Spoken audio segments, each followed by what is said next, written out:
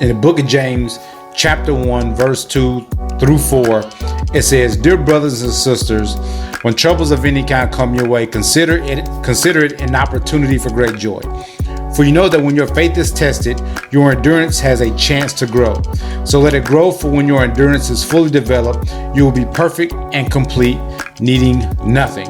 Now, we can go on and on with more scripture, but I didn't want to do all of it because these three verses, dude, are what jumped out at me. So first things first, verse 2, it says, "When troubles of any kind come your way, consider it an opportunity for great joy." I take that personally simply because I can sit back and evaluate what is going on in my life, and I can look at things that have happened. Some could be self-inflicted, some could be from where others have inflicted something on me. Nevertheless, Charles, it is an opportunity.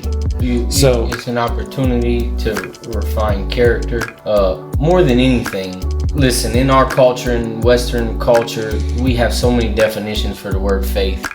Faith can mean one thing to you and something completely different to someone else, and we could say that's fine if we want, but really no, the Bible is saying what it's saying. In the original manuscripts, when James wrote this letter,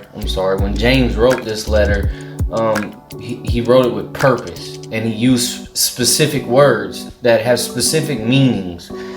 So it's not to just let our imaginations go wild. I mean, I guess there's nothing wrong with that at all the time, but you also need to be literal and grounded in what the word means. The word faith, it has its etymology in a Hebrew word that means trustworthiness. It is a belief. It's defined as belief, but it is also very, very closely related with trust. Trust and belief. That's why, let me read it from the Common Jewish Bible.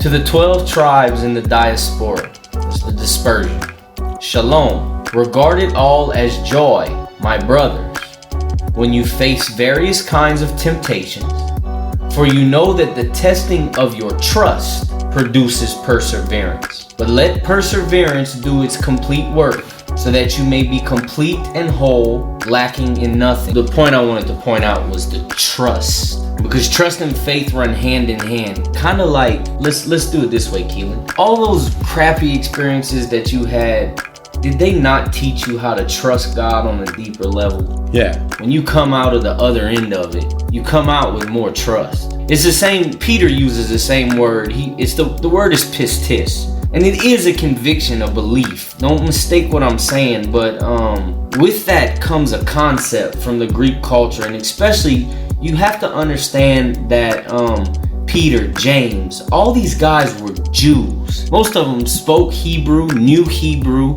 and when they're translating into Greek, they're translating James was translating for mainly Jews because he was the leader of the church in Jerusalem. But Paul especially, he used Greek words the believers, converted believers that were Gentiles would understand. The word is pistis for faith, and it is a trusting belief.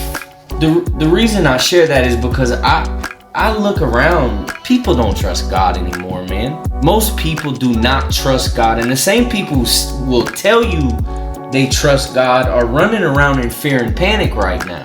Right. So Peter writes that the trials of your faith, of your trust, are more precious than fine gold, though refined by fire. These moments of adversity, like what we're in right now, these are the moments that teach us more than anything, and they teach us how to trust God.